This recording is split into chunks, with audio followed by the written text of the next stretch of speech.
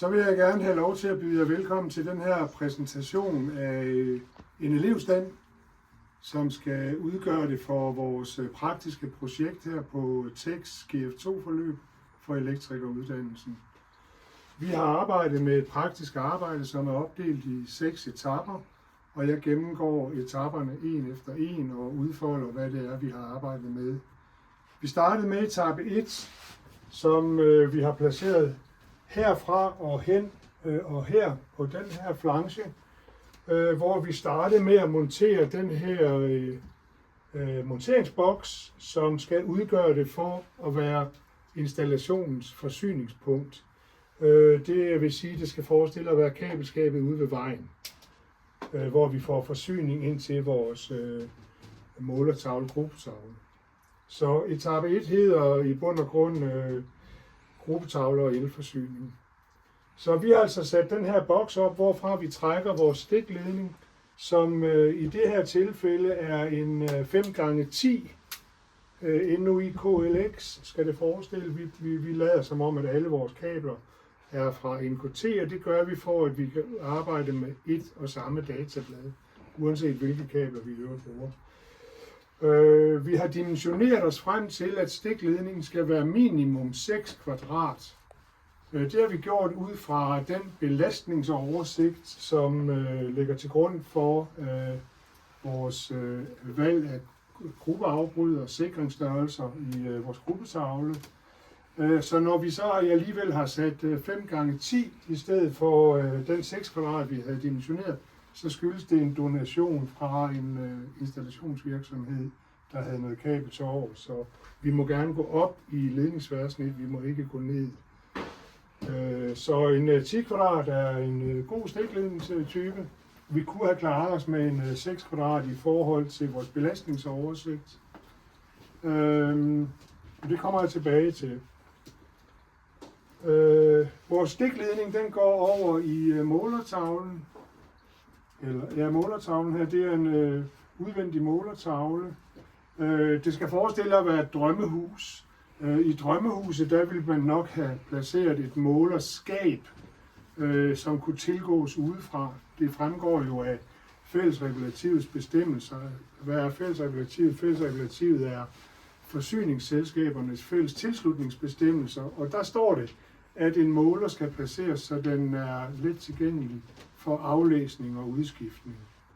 Og vi har så valgt at sætte en udvendig målertavle op, som er det, man oftest møder her i København og Frederiksberg, hvor vi befinder os. Nemlig i lejlighedskomplekserne, hvor de her typisk sidder. Men i et drømmehus, der vil der have siddet et målerskab, som kunne tilgås udefra. Det er ikke længere aktuelt, det der med, at man skal ud for at aflæse målere.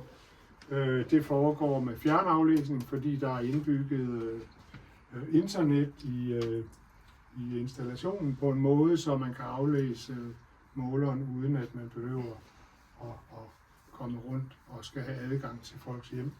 Vi har placeret den her målertavle i overensstemmelse med bestemmelserne i fællesregulativet, som siger, at den skal placeres højden op til den her klemrække, hvor måleren sidder. Den skal være placeret imellem en halv meter og 1,5 meters højde over gulv eller over færdigt terræn, hvis den sidder, så den kan tilgås udefra. Så har vi valgt at sammenbygge den med vores gruppetavle, som er valgt som en UG18 150 hedder den her enhed. Det er et produkt fra LK. Den hedder UG, fordi det betyder udvendig gruppetavle, og den er altså den kan sammenbygges med den her udvendige målertavle.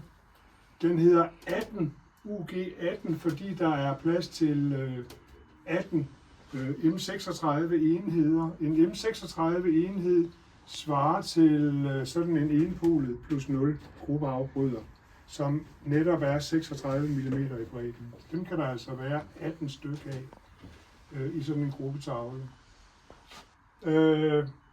Hvis jeg skal sige lidt omkring bestykningen, jeg kan lige sige først og fremmest omkring placeringen af gruppetavlen. Der skal vi jo leve op til bestemmelserne i installationsbekendtgørelsen. Det er jo sådan, at ifølge paragraf 55, så skal beskyttelsesudstyret maks sidde i en højde på 2,20 meter i boligen. Og tavlen skal sidde i den bolig, som tavlen vedrører. Men der er altså langt op til 2,20 her, så man må sige, at vi har altså placeret det efter paragraf 55. Så er der noget omkring friplads foran tavlen. Det er også installationsbekendtgørelsen. Paragraf 29, der skal være 1 meters friplads i tavlens bredde. Det har vi også overholdt. Nu kommer jeg til, hvordan vi så har bestykket selve gruppetavlen. Der sidder der 2 RCD-relæer, eller RCD-afbrydere. Og så sidder der en SPD, og så har vi 2 trepolige plus 0 sikringsgrupper, og vi har 4 enpolige plus 0 lysgrupper, hvor der også er sikringer i. Og så sidder der et kiprelæ og en trappeautomat. Kommer jeg tilbage til senere. Vi har valgt at sætte 2 RCD-relæer. Det var det, man tidligere kaldte for et HPFI-relæ, fordi det fremgår af af installationsstandarden DS HD 60364, at et RCD-relæ i en bolig må ikke afbryde for samtlige strømkredse i boligen. Og det tolker vi så derhen, at så skal der være minimum 2 RCD'er i boligen. I en moderne bolig, altså ikke i en elevstand, men ude i det virkelige liv, der vil man jo ofte lave en gruppetavle i en bolig, hvor man anvender kombi-afbrydere i stedet for de her RCD-relæer.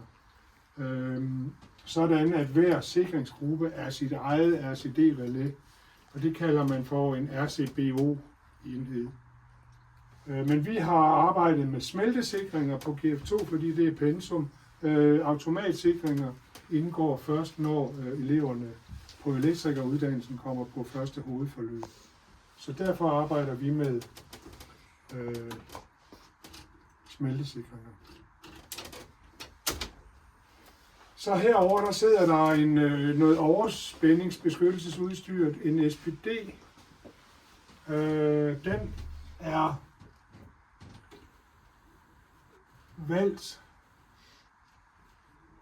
fordi at det igen i henhold til installationsstandarden, så fremgår det, at der i nye installationer, der skal der være overspændingsbeskyttelsesudstyr i forsyningen, hvis så fremt at installationens samlede pris, inklusiv prisen for brugsgenstanden, overstiger 5 gange prisen for SPD'en, og det gør det her i høj grad. Så der skal altså være en SPD, og derfor har vi placeret dem.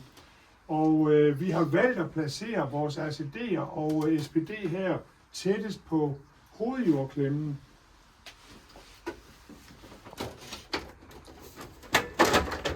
Hovedjordklemmen, det er den, der sidder her. Og der er en regel om, at overspændingsbeskyttelsesudstyret, der er der nogle regler for, hvor lange ledningerne må være, for at det giver en effektiv beskyttelse mod transienter, som vi også kalder overspænding i installationen. Og der er en regel om, at der ikke må være mere end 40 cm samlet længde imellem sløjfeledninger og så jordledningen her fra undersiden af SPD'en op til hovedjordklemmen. Og det kan vi kun overholde ved at placere det på den her måde i vores gruppetavle.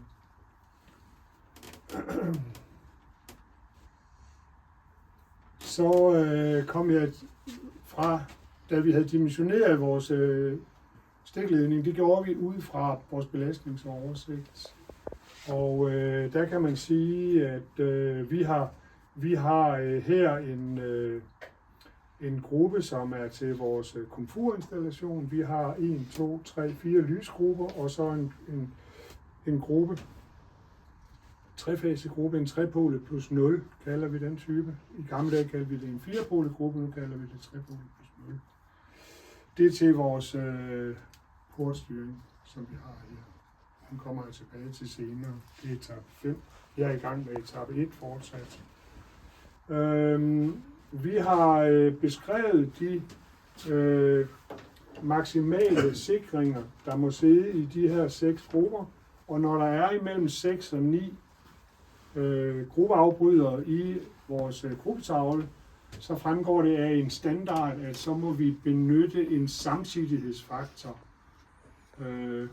på 0,6. Det vil sige, at vi kan tage og lægge sikringsværdierne sammen, og så kan vi gange med 0,6, og så når vi frem til, at vi kan nøjes med en 25 ampere sikring i vores forsyningspunkt.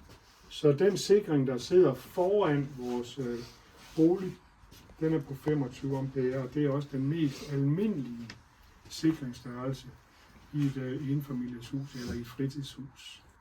Hvis man skal bruge mere strøm end 25 ampere i sin bolig på hver fase, så kan man tilkøbe ekstra ampere. Det koster dyrt. Jeg tror, det er omegnen af 1.500 til 2.000 kroner per ampere, man ønsker ekstra.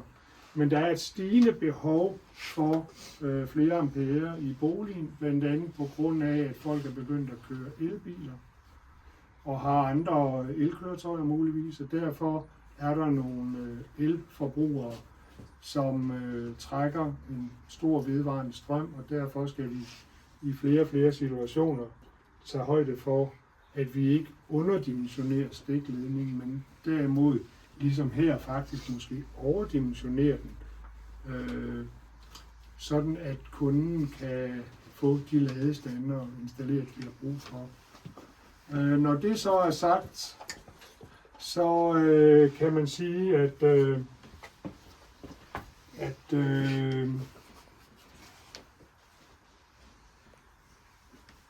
her har vi altså som sagt en 5x10. Den kan så rigeligt bære de 25 ampere. Vi kunne have klaret os med en 4x6 eller 5x6. Hvis det var en... Det vi skal forestille os her, vi har lavet, for lige at færdiggøre etape 1, det er jo, at vi hernede, der har vi jo... Det her, det skal forestille et jordspyd. Det er klart, at den er ikke banket i jorden, men det er kun for ligesom at prøve at arbejde med og montere jordkablet, som sidder på det jordspyd, som så er banket måske 2 meter ned i jorden. Der er ikke et egentligt krav om, at jordspydet skal 2 meter i jorden. Det var der tidligere, men det man skal tage højde for er, at når man verificerer en ny installation i dag, så skal man måle så skal man faktisk foretage målinger af jordelektroden, som verificerer, altså dokumenterer, at overgangsmodstanden til jord er overholdt. Og når vi har RCD'er med en mærkeudløsestrøm på højst 30 mA, så må overgangsmodstanden til jord højst være den maksimale berøringsspænding, som ifølge installationsstandarden er 50 volt, divideret med 0,03 ampere, og det betyder, at vi højst må have en overgangsmodstand til jord på 1666,67 ohm i en boliginstallation. Jeg tror, vi kom rundt om etape 1, og jeg vil så gå videre med etape 2, som handler om boligens tændingssystemer. Og der har vi arbejdet med synlig rørinstallation, hvor vi også har lavet lampesteder, som er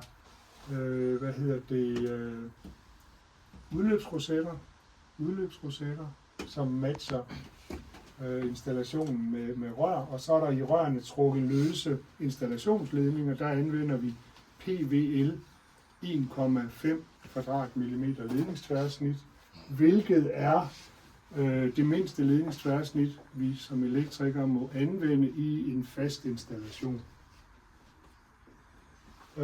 Vi har i etape 2 altså arbejdet med de her tændingssystemer. Vi har en korrespondancetænding. Vi har en enpolet tænding. vi har en korrespondance her, vi har en enpolet her, vi har kronetænding her, hvor vi kan tænde hver vores lampe. Og så har vi her oppe en lampe, der sidder ude på terrassen. Og her har vi monteret en afbryder med kontrollampe. Og kontrollampen er monteret med det, vi kalder kontrollys. Det vil sige, at når der er lys i spottet, som sidder ude på terrassen, under udhænget, så lyser kontrollampen samtidig med, at der er lys i lampen. Det modsatte af kontrollys ville have været, hvis der var monteret ledelys. I det tilfælde ville kontrollampen lyse, når lampen ikke lyser, netop for at man så kan finde afbryderen. Det var en type lys, der var meget anvendt tidligere, hvor man havde den situation, at man selv skulle tænde for lyset, når man kom i en etageejendom. Og så var det hensigtsmæssigt, at man kunne finde hen til afbryderen. Så den var monteret med ledelys. Ledelys er monteret parallelt over afbryderen, og derved så trækker lampen i afbryderen sin 0 igennem lyskilden. Jeg drejer det op, fordi det er den der lyskilde deroppe. Og det er ikke alle lyskilder, som er lige villige til at lade 0'en gå den vej tilbage til afbryderen. Så i dag er ledelys måske ikke den mest optimale løsning, medmindre at man har en lampe i afbryderen, der måske lyser uafbrudt, fordi den er monteret ved faser 0. Hvad kan jeg sige ellers om de her tændingssystemer? Vi har monteret det sådan, at i de her 2 udløbsrosetter, hvor kronetændingen den er aktiv og kan betjenes, der har vi begge tændinger til stede i begge udløbsrosetter. Og det er sådan, som det er beskrevet i vores projekt. Så det lever op til projektbeskrivelsen. Ydermere så har vi i etape 2, så har vi sat nogle stikkontakter op her, som sidder på sin egen. De her 3 stikkontakter sidder på gruppe 2 i installationen, hvor det her det alt sammen kører på gruppe 1, så kører de her 3 stikkontakter på gruppe 2. Og det, som man skal se for sig her, er, at vi har en stikkontakt, som er til køleskabet i køkkenet, og så har vi de her 3 stikkontakter, som skal udgøre det for de 3 disponible stikkontakter, som der minimum skal være i et køkken i en ny installation, og hvor det også fremgår af paragraf 57 i installationsbekendtgørelsen, at de 3 disponible stikkontakter, de skal være fordelt på 2 lysgrupper. Og det er en regel, der er kommet for, at der er også et meget stigende behov for tilgang til elektricitet i køkkenet. Efter at mændene er blevet tvunget ud i køkkenet, så er der kommet flere og flere hjælpeapparater og maskiner, og de er drevet af el. Og derfor har der været et konstant stigende behov for flere kontakter i køkkenet. Så derfor har vi den regel. Her har vi en udvendig membrandåse. Det skal forestille at være udtaget til vores komfur.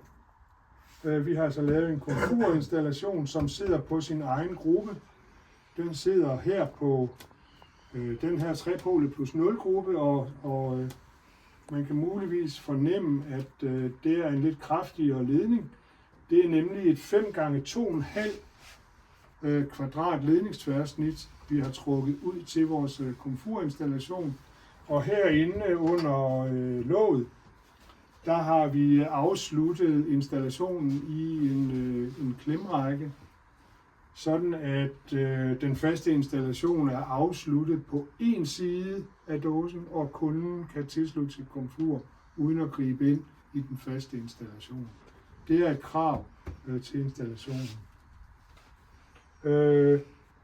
Installationen på gruppe 2 og 5, i modsætning til gruppe 1, hvor det var synlig rørinstallation, der har vi arbejdet med synlig kabelinstallation. Og vi har også arbejdet med at dimensionere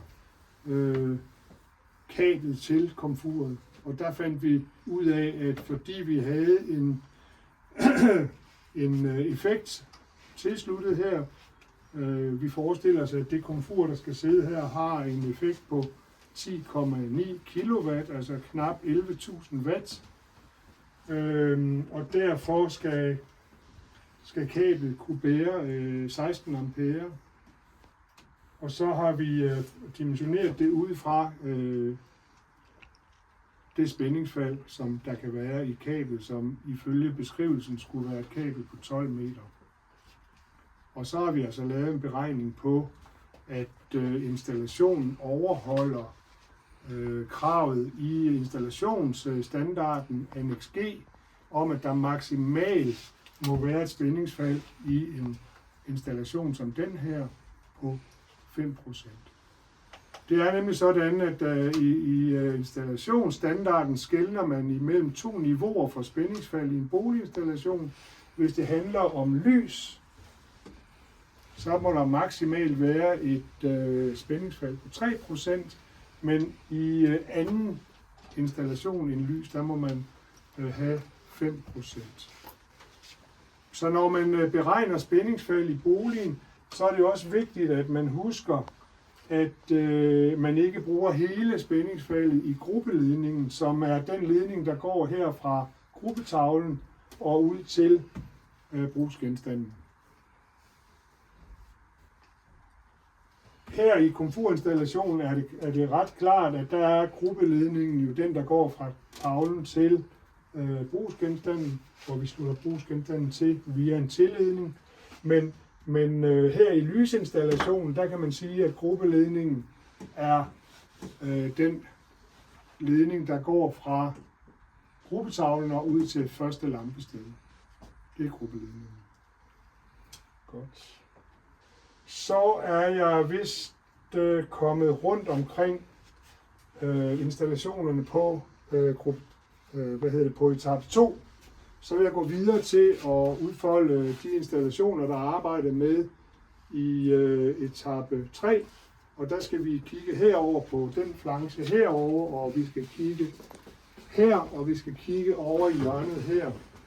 Fordi i den måde, vores projekt er beskrevet på her, der skelner vi mellem decentrale tændingssystemer, som vi har i etape 2, hvor selve tændingssystemet fungerer imellem afbryder og lampested direkte. Og så det vi på GF2 her kalder for centralt tændingssystem, der har vi et tændingssystem, hvor der sidder trykkontakter ude i boligen, og hvor der over i tavlen er placeret komponenter, altså relæer, som er dem, der får lyset til at tænde i det, vi kalder centralt tændingssystem her. Vi har en kiptænding og en trappeautomat-tænding. Kiptændingen, den bruger vi til at tænde lyset her i entréen, og det kan vi tænde på 2 tryk her, og så har vi 2 tryk her, som tænder det udvendige lys, som sidder ude under tagudhænget. Og de tænder på en trappeautomat. Hvis jeg skal forklare forskellen på kiptænding og trappeautomattænding, så vil jeg forklare kiptændingen først. Der sker det, at når vi trykker på trykkontakten, så bliver trykledningen spændingsførende, det vil sige, at der kommer fase på trykledningen. Trykledningen går ud til relæet, til kiprelæet, hvor der så kommer fase på relæspolen, så relæet aktiveres. Når relæet aktiveres, så er der en kontakt, der slutter, og som så fører mellemledningen ud til vores lampe. Så der er altså involveret et relæ, som er det, der giver mellemledningen til at tænde lampen. Vi trykker på et betjeningstryk, hvor der sidder fjeder i, sådan at den går tilbage neutral. position. Der er altså kun spænding på trykledningen et kort øjeblik, og det er nok til, at kiprelæet skifter position. Hvis kiprelæet står off, og man får spænding på trykledningen, så vil det skifte position og slukke.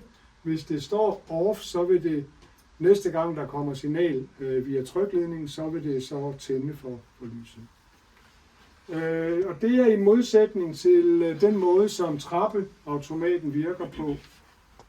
Når vi har trappeautomaten, den er i princippet forbundet rent elektrisk, fuldstændig ligesom kiptændingen med 4 ledninger på selve relæet, nemlig trykledning og 0 til relæspolen, og så faser og mellemledning på relækontakten.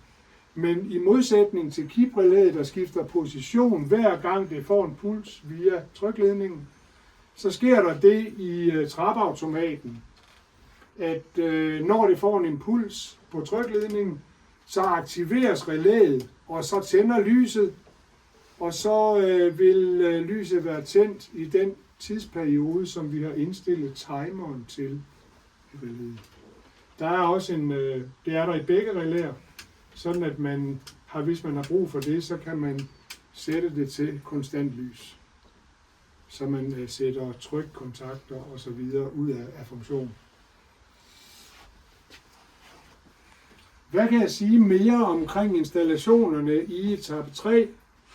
Jeg kan sige, at der har vi arbejdet her med en skjult installation, altså i modsætning til den synlige rørinstallation, så i etape 3, der arbejder vi med skjult installation, hvor vi har inde i væggene her, der har vi trukket et 16 mm fleksrør, et plastfleksrør, hvor vi har løse 1,5 kvadrat, altså 1,5 kvadrat PVL-ledninger op til vores PL-dåse, og vi har også et fleksrør, der går over og kommer ud her i vores gruppetavle. Og den udfordring, vi har givet vores elever her i etape 3, det er, at vi har et kontaktsted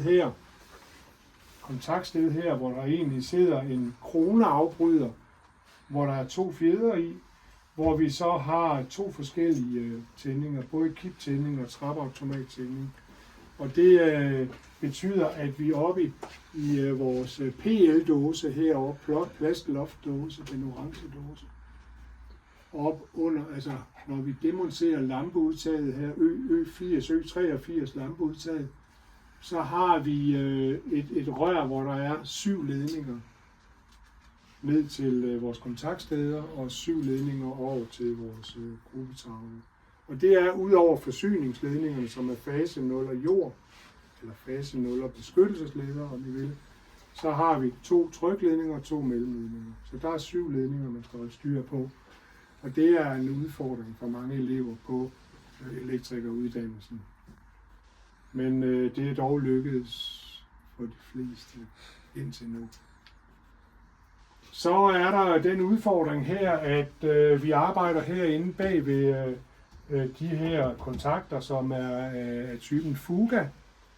Og Fuga, det er næsten lige så gammel som mig. Jeg arbejdede med Fuga, da jeg stod i lære for 45 år siden. Der startede vi med at arbejde med Fuga, og det mener jeg beviser, at produktet er uovertruffent. De kan komme med alt nede fra syd. Det kommer ikke op her, fordi Fuga, som er dansk produceret og dansk designet, det er og bliver fantastisk godt materiel. Og det bruger vi stadigvæk på elektrikeruddannelsen. Her er det med nogle moderne softline rammer. Og det er en bred ramme her, i modsætning til her, hvor vi har Fuga med en smal ramme, der passer på underlag. Så når det er dåser til indbygning eller indmuring, her er det bare til pladevæg. Det er det, vi kalder en forfra-dåse. Og vi har valgt 2 modulenheder, både her og her. Så det her, det er svaret til et modul, og det her, det er et andet modul. Det kan man få. Herover har vi for eksempel til forskel, der har vi 2,5 moduls, hvor 1,5 modul her og 1 modul her. Men vi har altså Fuga her, og i vores projektbeskrivelse, der har vi defineret, at der skal være stikkontakter under alle kontaktsteder. Så det er årsagen til, at der under vores trykkontakter og under vores afbryder, der sidder der stikkontakter. Det er ret hensigtsmæssigt, at man i boligen har stikkontakter siddende ved kontaktstederne, fordi at man, altså medmindre man har central støvsuger og sådan noget moderne noget, så er det rart, at man lige har en rengøringsstikkontakt siddende lige ved indgangen til rummet. Så det har vi altså valgt at holde fast i. Det er en god gammel tradition. Så hvis man skal sige noget, så kan man sige, at vi traditionelt også i elbranchen sætter vores kontakter i en bestemt højde, nemlig i 110 cm til overkant. Og det er jo fordi, at det er sådan, hvis man er nogenlunde almindelig bygget, ikke er 2,30 meter og ikke er dværg, så vil man rimelig naturligt søge efter kontaktstedet i den højde, når man stikker hånden ind, efter man er gået ind ad en dør. Så det er baggrunden for, at vi elektrikere ofte vælger at sætte kontakterne i 1,10 meter. Det står altså ikke i nogen regler, standarder eller producenternes anvisninger, som vi også følger ellers. Men det er bare god håndværksmæssig skik. Her har vi, det her det sidder inde i entréen, og derfor er noget af det, vi arbejder med i etape 3, det er IP-klassifikation. IP-klassifikation handler om, hvor modstandsdygtigt vores materiel er i forhold til at blive udsat for partikler. Det kunne være støv eller væsker. Og der kan man sige, at det her, som er til indendørs montering, det er ikke særlig resistent, eller det beskytter ikke særligt imod væsker. Hvor det her, der er beregnet til at sidde udendørs, i langt højere grad beskytter mod indtrængen af væsker. Og der kan man sige, hvis jeg nu selv havde monteret det her, eller skulle lave det om for den sags skyld, så ville jeg nok have sørget for, at tilgangen til det her, der sidder udvendigt, kom i bunden, fordi det meste nedbør kommer opfra.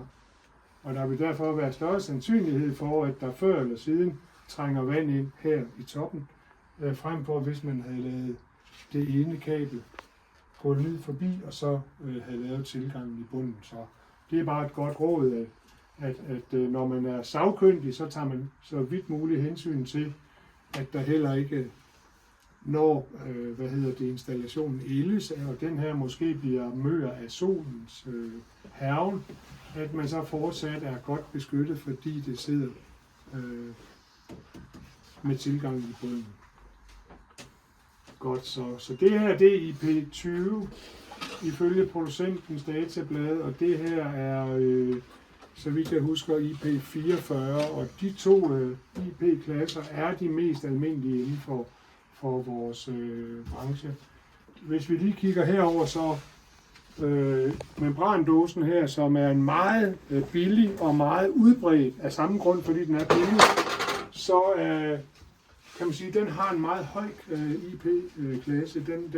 Den er IP55, det vil sige, at den har en god beskyttelse imod både indtrængen af partikler, støv, insekter, whatsoever, og så væsker. Der står på den, at den er IP55. IP-koderne for vores gruppetavle, der er der åbenbart sket noget i LK's gruppetavler. Vi bruger materiale fra LK her, som man kan se. Der har vi tidligere opfattet, at den var IP20. Nu fremgår det af databladet, at den, når man får den, så er den IP30, og når den er færdigmonteret, så skal der jo være udsparet til de her kabler, men der må ikke være, man må ikke kunne få fingrene ned eller andre genstande. Og der skal den færdige gruppetavle afleveres i en IP-klasse, som defineres som IP20, IP2XC. IP2XC. Og X'et, det betyder, at der ikke er krav til beskyttelse mod væsker. Og C'et, det har en særlig betydning, som man lige må tjekke i dokumentet, som vi har liggende i tab 3. Jeg kan ikke huske præcis, hvad det dækker over.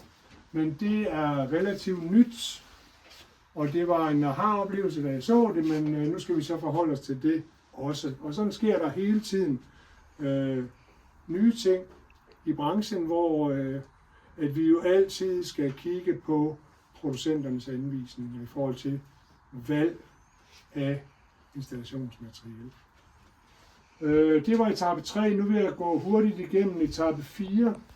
Etape 4, der har vi arbejdet med datainstallation. Og den installation sidder her.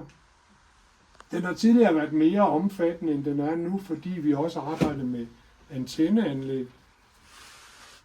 Antenneanlæg er ude af pensum på eluddannelsen. Til gengæld, og det er telefonstikket, fastnet-telefonstikket er ude. Nu skal vi forestille os, at vi får vores internet udefra ind via et coax datakabel. Og det her stik, jeg peger på her, det er et coax datastik, hvor vi så får internettet ind, og så skal vi forestille os, at der her, det her arrangement her, det er opsat i boligens teknikskab i Bryggersted. Og der har vi altså datastikket, hvorfra vi kan patche over til vores router, som det hedder på engelsk.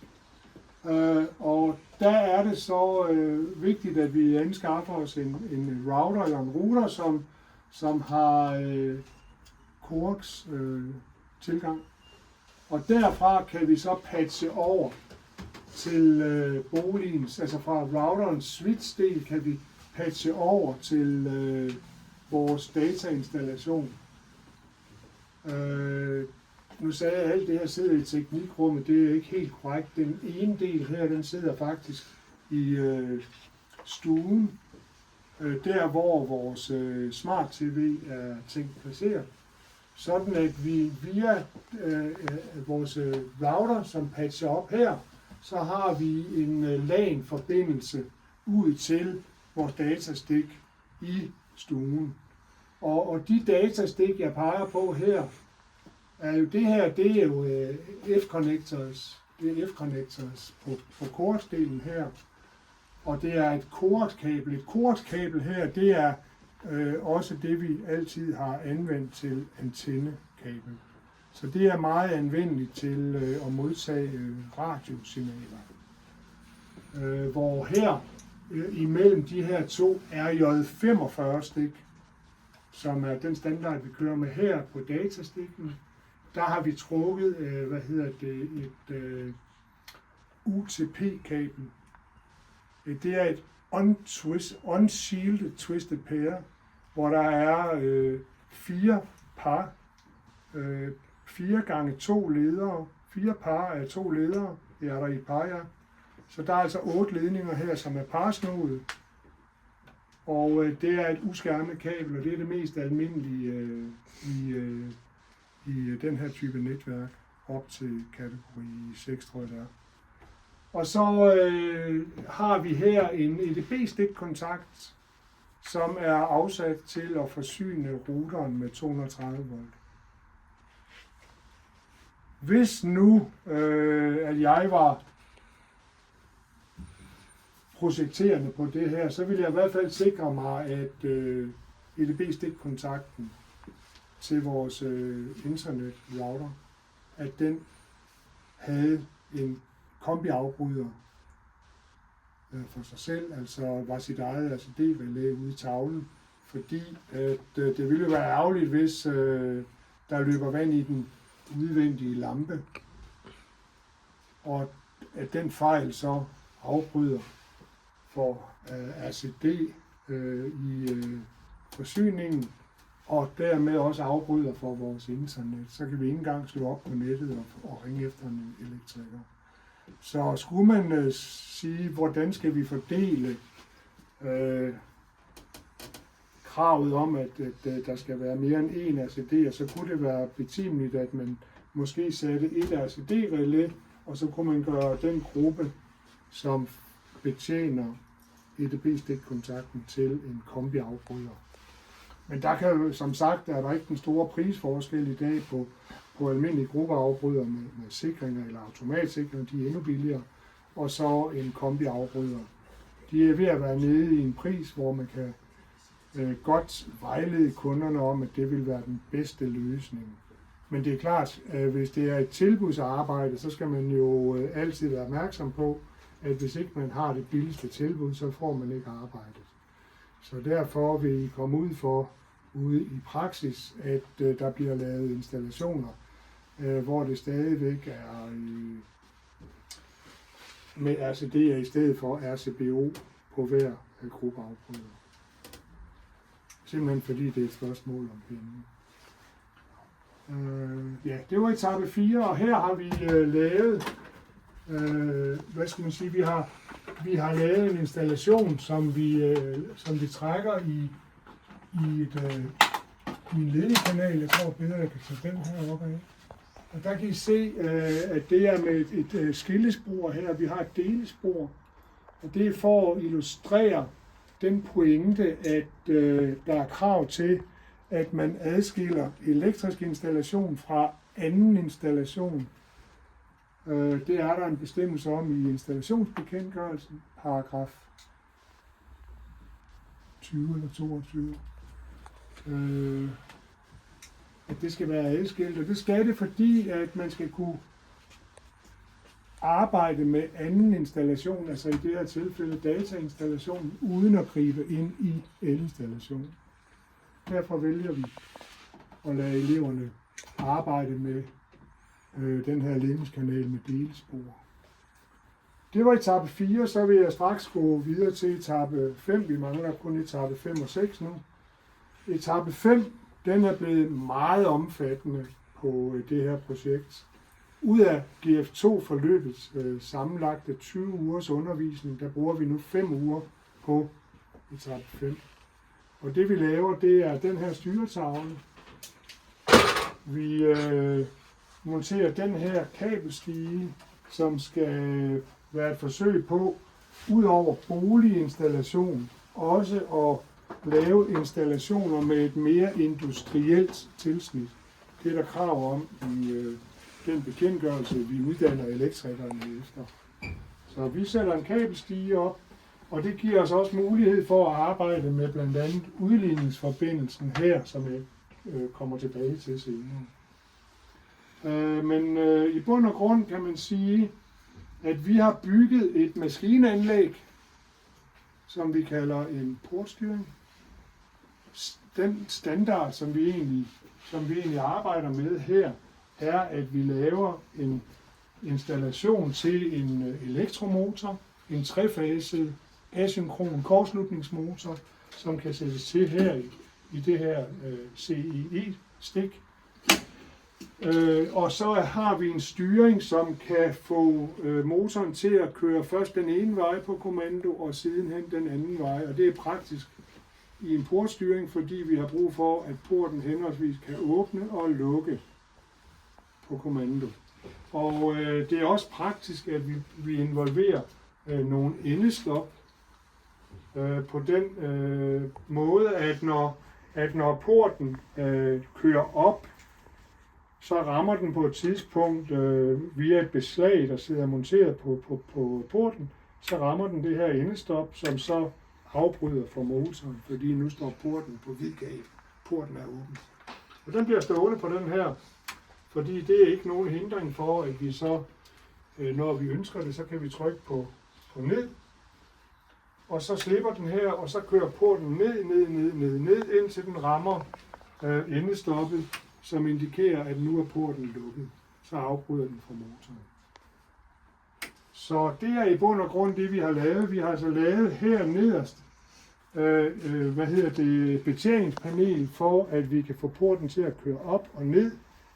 Og der er driftlamper, der illustrerer, om den er på vej op eller ned. Og så har vi en stopknap, så vi kan få porten til at stå i den position, hvor den er nået til, på vej op eller ned.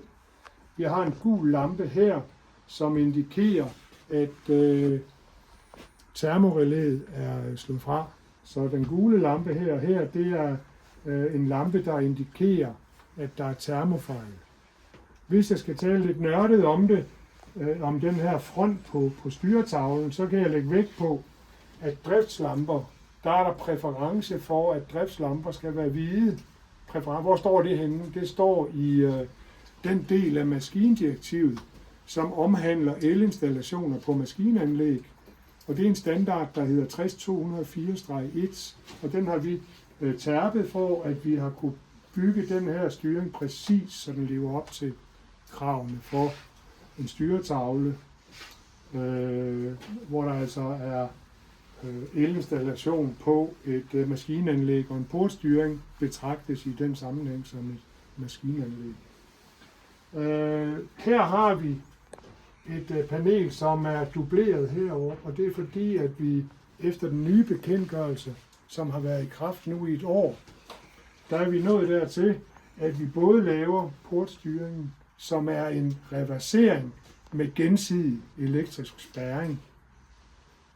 Den laver vi både i relæteknik, og nu laver vi den også i programmerbar styring i Siemens logo, hvor eleverne har mulighed for at lave portstyring i programmerbart.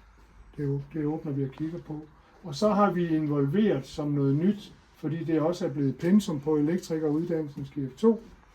Der skal vi lære eleverne at lave en nødstopkreds, som virker ved det her nødstop. Så det er så også et nyt tiltag i forhold til den video, jeg lavede for et år siden, hvor jeg præsenterede et lignende elevarbejde.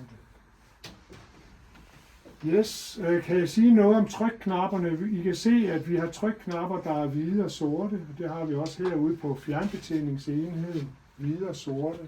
Og det er fordi, at der i den standard, som jeg refererede til tidligere, 60204-1, der fremgår det, at starttryk, der er præference for hvid, de kan også være grønne, de må ikke være røde. Og når det kommer til stoptryk, så er der præference for sort. Den må godt være rød, men ikke hvis den sidder tæt på et nødstoptryk.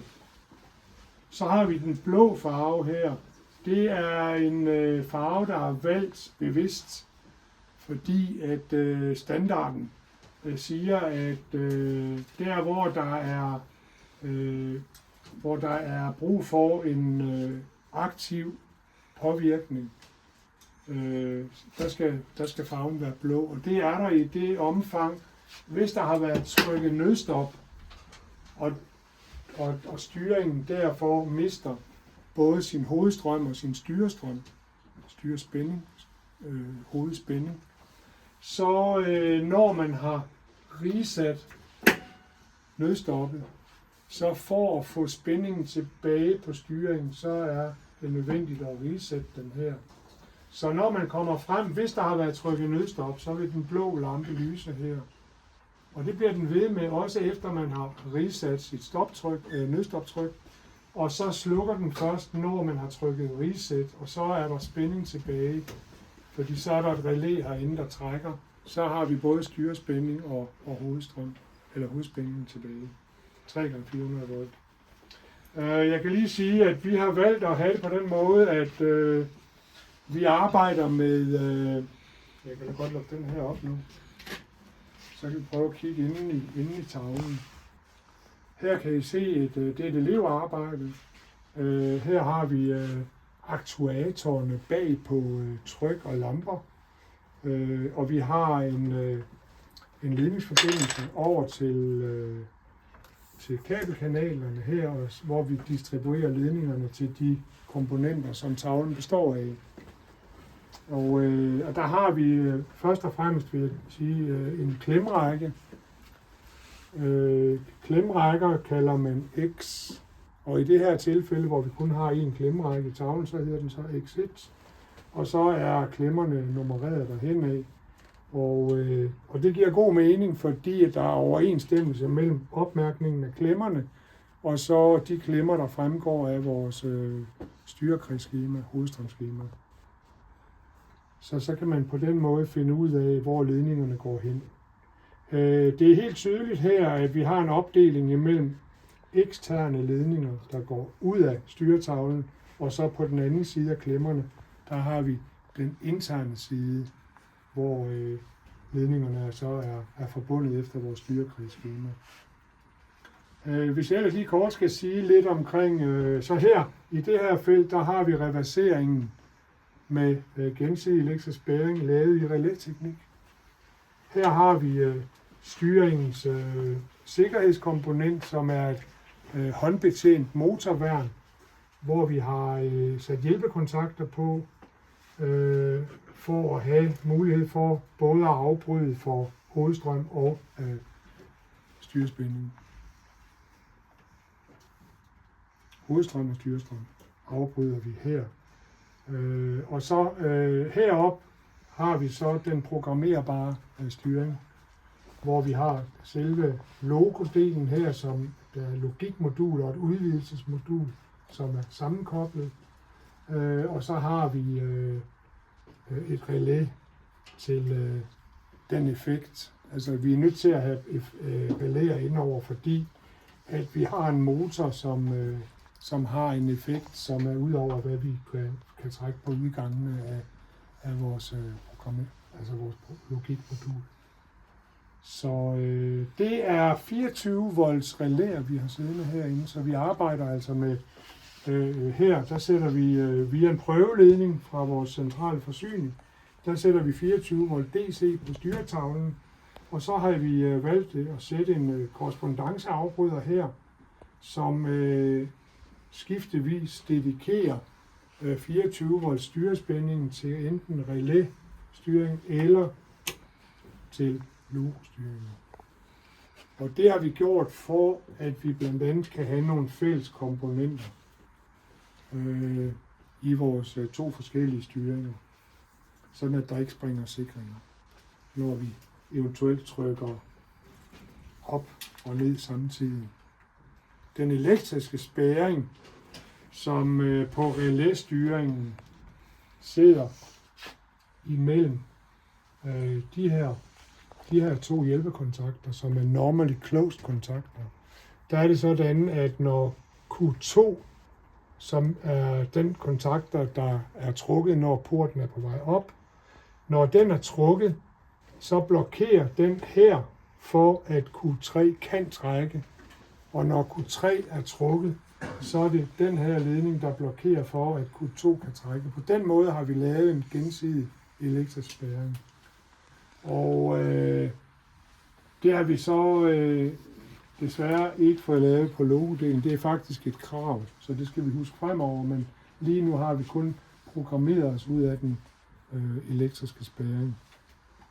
Den er programmeret, så det tager logoen sig af, men vores automationsfolk har belært os om, at der faktisk er krav om, at den elektriske spærring også skal være fysisk udført på relæerne. Fysisk elektrisk, ikke? Grunden til, at jeg lige understreger det, det er fordi, at man godt vil kunne lave en gensidig spærring, som er ren mekanisk. Man kan simpelthen få en komponent, man placerer imellem de to hovedrelæer i reverseringen, og så når den ene er trukket, så kan den anden rent fysisk ikke trække. Men vi har altså valgt, i hvert fald i relædelen her, at lave den som en gensidig elektrisk spærring. Det skal man kunne fortælle til skuemester, når han om det. Så det er i bund og grund det, der er. Altså man kan sige, hvis I lægger mærke til det, så har vi nogle forskellige typer eller forskellige farver på vores ledninger. Den blå ledning, det betyder, at det er DC styrekreds. Den orange, den er ikke dedikeret specielt, men den har vi så valgt at bruge på vores nødstopkreds. Og nødstopkredsen, kan I se, går op til Q1. Så vi har altså et relæ her med hjælpekontakter, hvor vi har vores nødstopkreds i funktion. Og når nødstoppet ikke er trukket, og vi sætter spænding på tavlen, så trækker Q1. Og det vil sige, så er der hovedstrøm til vores relæer.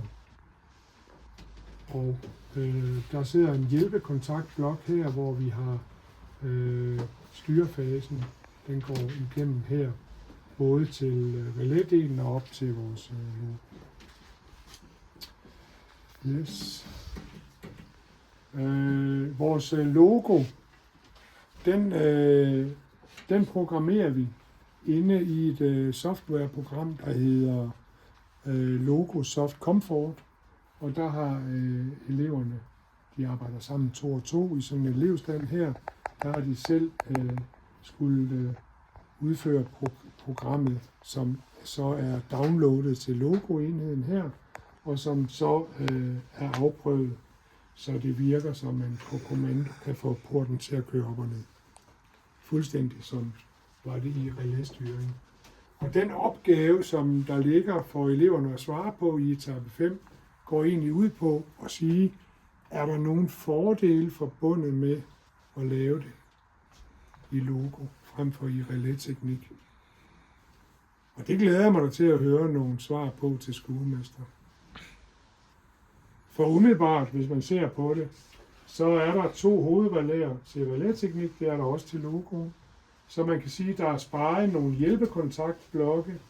Til gengæld er der så brugt for, ja, den her enhed koster en 500-600 kroner, og den her koster en 200-300 kroner, så lad os bare i rundetal sige en 900-1000 kroner til logo.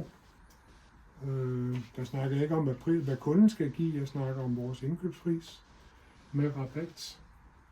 Så man kan sige, der er jo ikke sparet ret mange komponenter ved at lave det programmerbart, men til gengæld kan man forestille sig, at der kan opstå nogle behov hen ad vejen, hvor kunden, altså boligens ejer og bruger,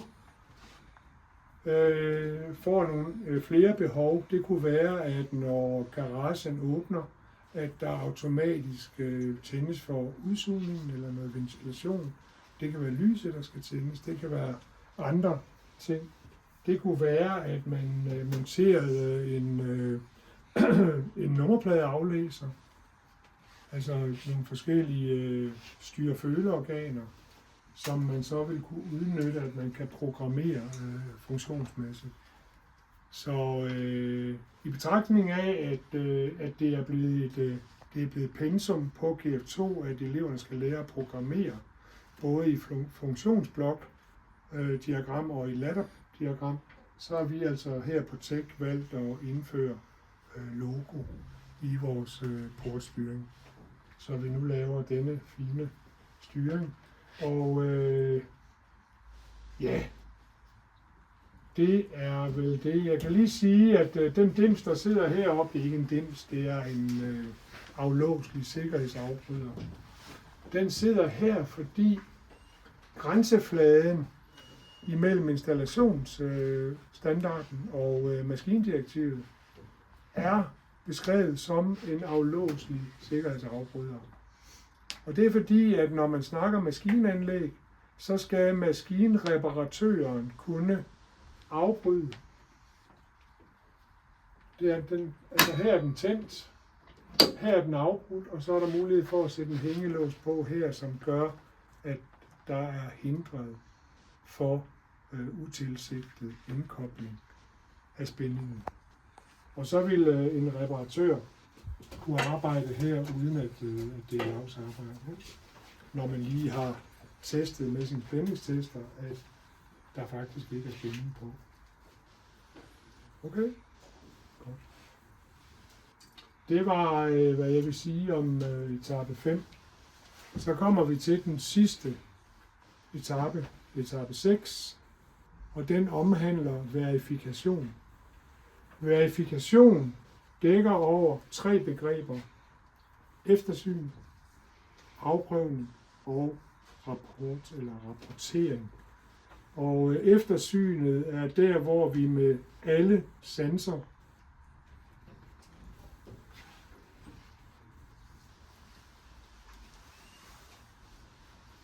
afprøver, at tingene sidder fast. Og sidder i lod og vage. Altså, det sidder lige, at det ikke er ødelagt på nogen måde. At der ikke mangler bøjler hos sig.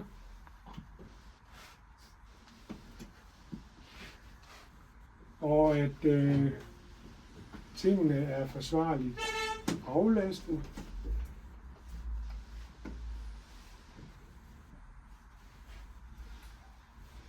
Og dermed altså, at tingene faktisk er ufarlige. Altså der er ikke noget, der er ikke nogen ender, der ikke er afsluttet i en kapsling. Der hænger ikke noget med løse ender, hvor man kan få stød. Det er en del af eftersynet, men eftersynet er ret omfattende. Og hvis man vil ud og lave verifikation, så må man forholde sig til hele kapitel 6 i installationsstandarden. Kapitel 6 er på omkring 43 af 4 sider, så, og det er noget, man virkelig kan dyrke ned i, hvis man vil. Fordi at der er jo sagkyndige elektrikere og installatører derude i virkeligheden, der lever af at verificere, og derfor kun har ganske lidt håndværktøj og derudover måleinstrumenter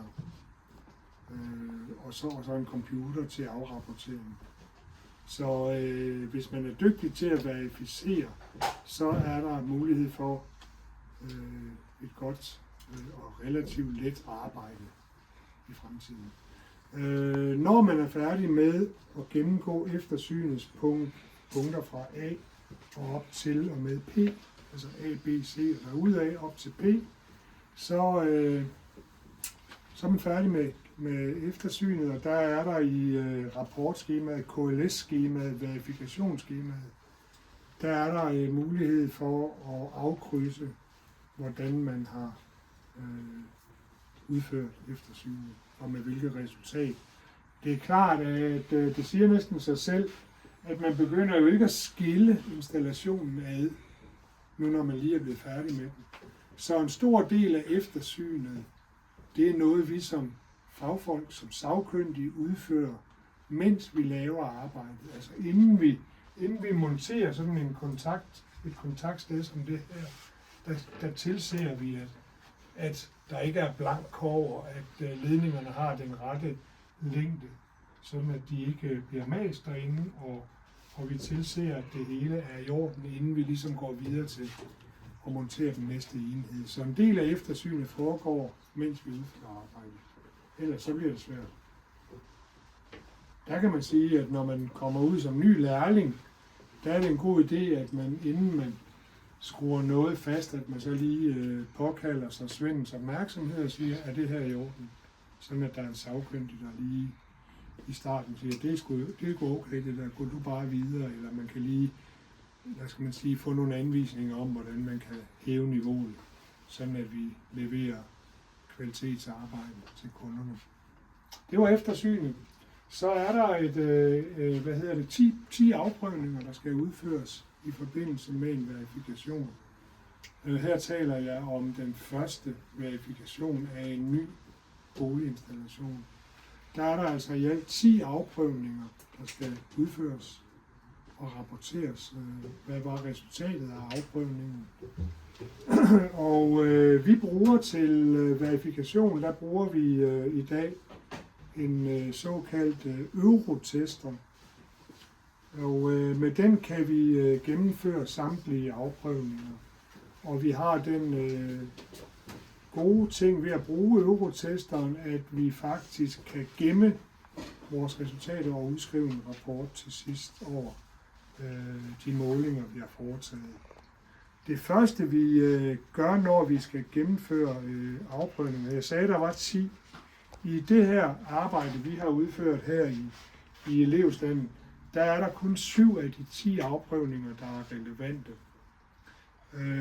Den første relevante afprøvning, vi udfører, det er kontinuitetstesten, eller en kontrol af lederes gennemgående elektriske forbindelse, som det så fint hedder.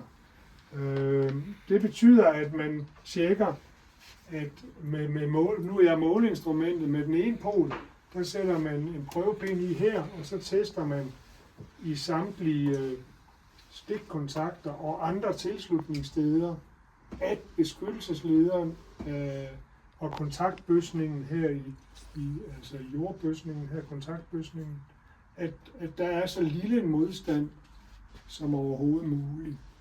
Faktisk så vil det ideelle være, at man måler en modstand, der svarer til den ledningsmodstand, der er i den ledning, der går herfra og herud til. Og det er jo klart, at det er der, hvor vi som sagkyndige gerne skulle kunne aflæse måleresultatet, og så kunne forholde os til at sige, at den her modstand, jeg måler, rimelig i forhold til kabellængden ud til den her stikkontakt.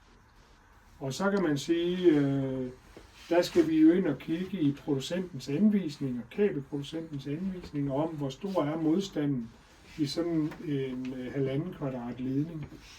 Og i sådan et kabel som det her fra NKT, der beskriver de, at der er en modstand på 12,5 ohm per kilometer.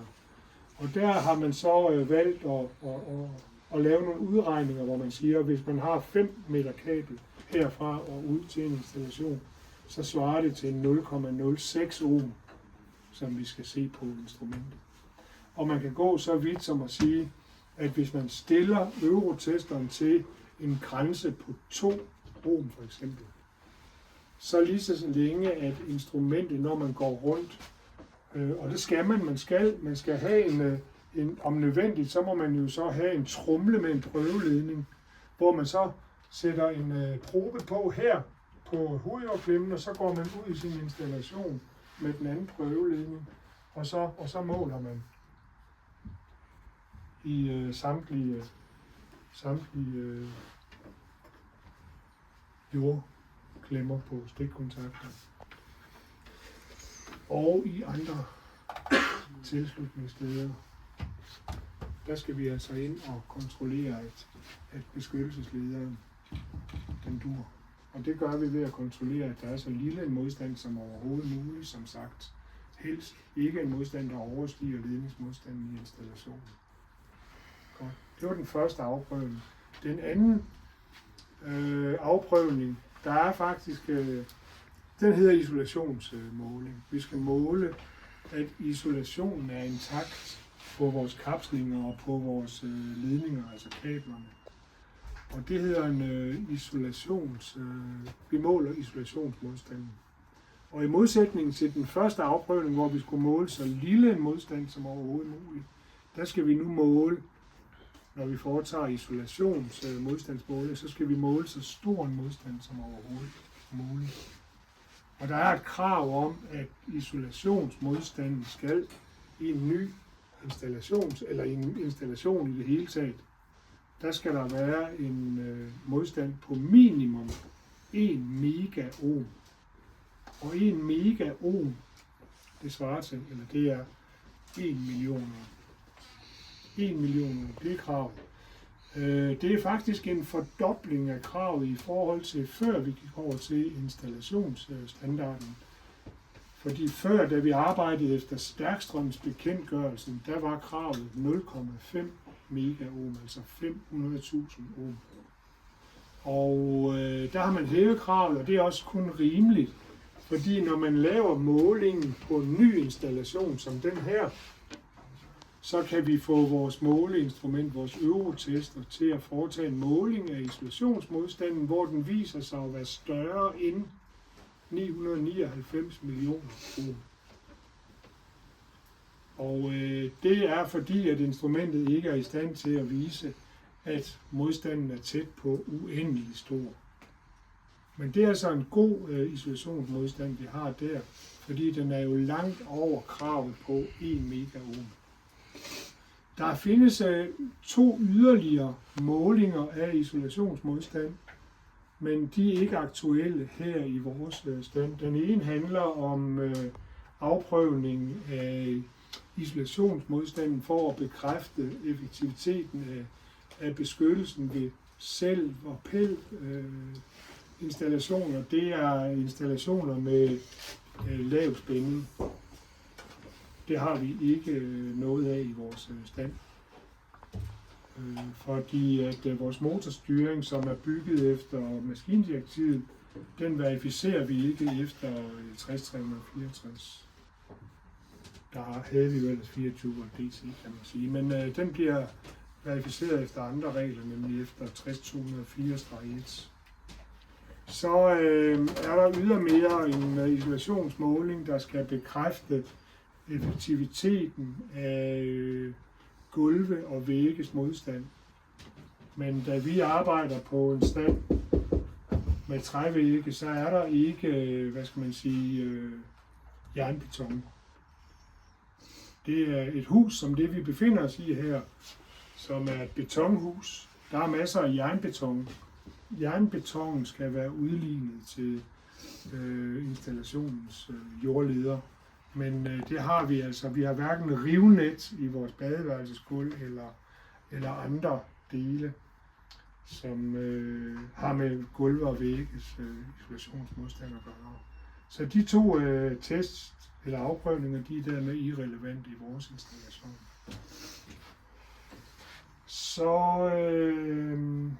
Så kommer vi til den næste test. De test, vi har lavet indtil nu, altså både leders gennemgående elektriske forbindelse, den jeg kaldte for kontinuitetstesten, og så isolationsmålingen. Det er et test, vi foretager, uden at der er spænding på vores installation. De test, vi skal lave herfra og fremad, det er tests, hvor vi har spænding på vores installation. Og for at vi kan få spænding på, så er vi har ikke nogen måler her.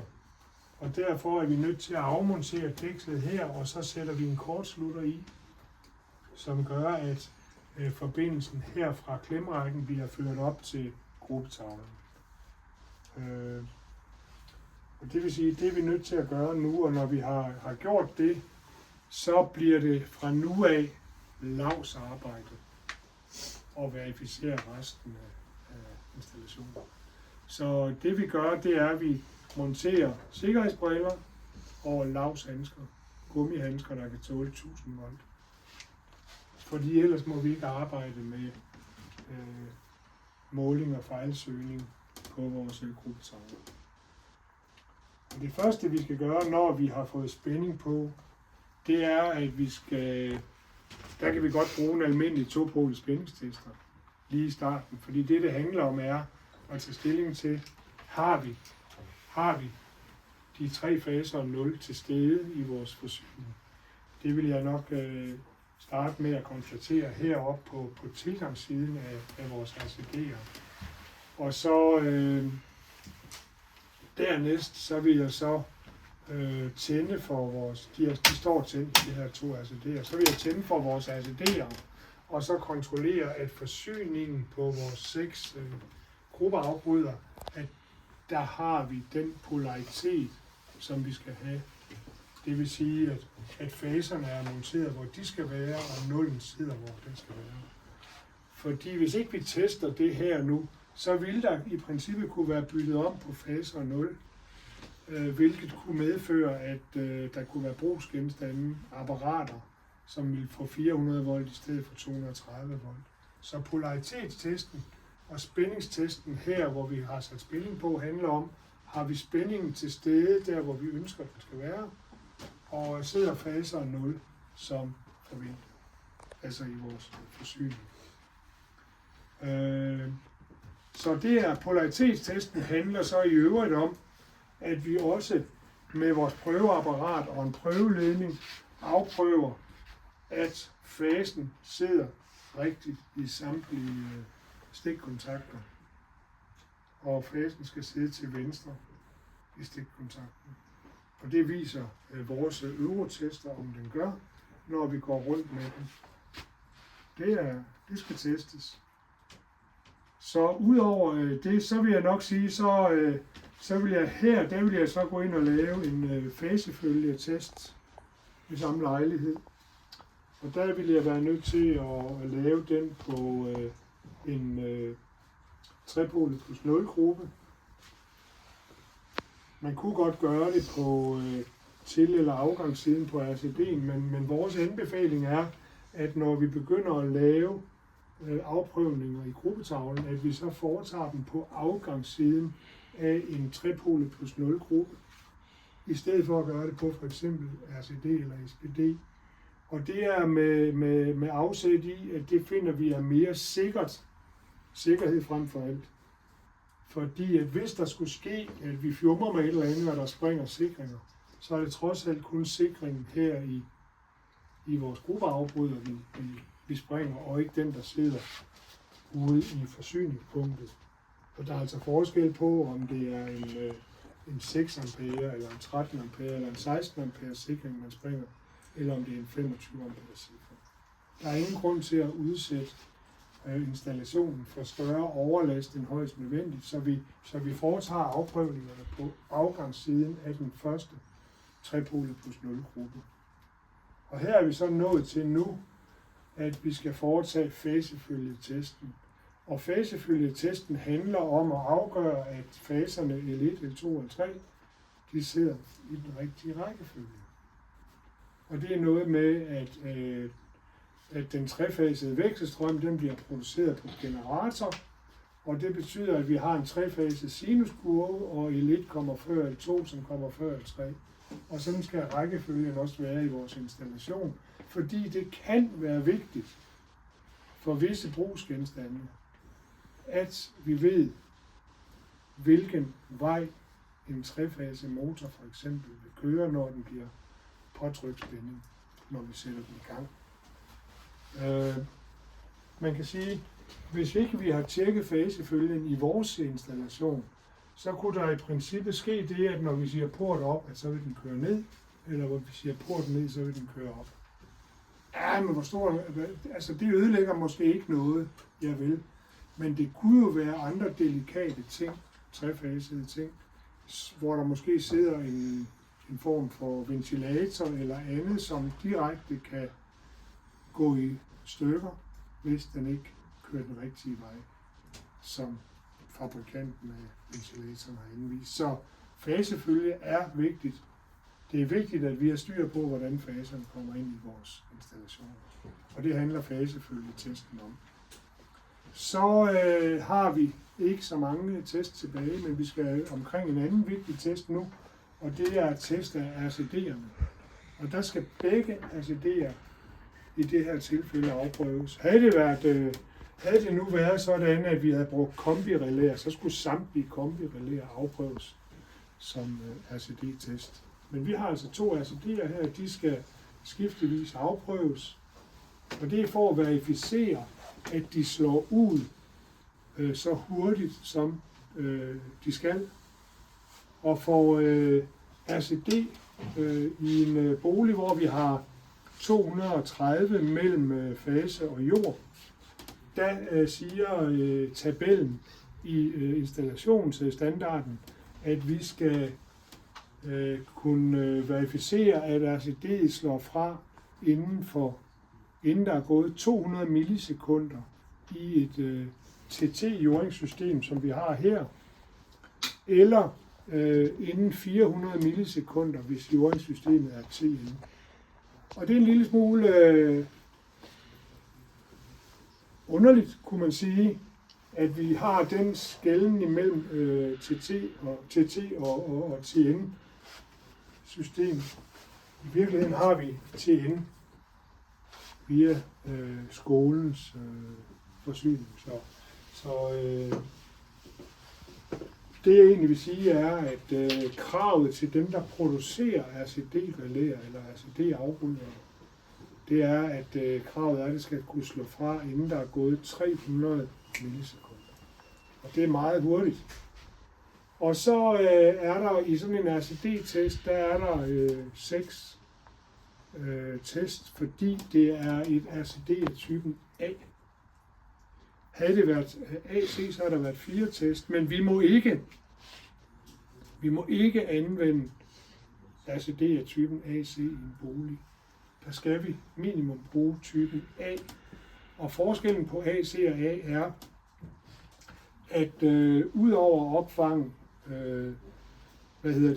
fejlstrømme, som kommer af AC-installationen, så så dedikerer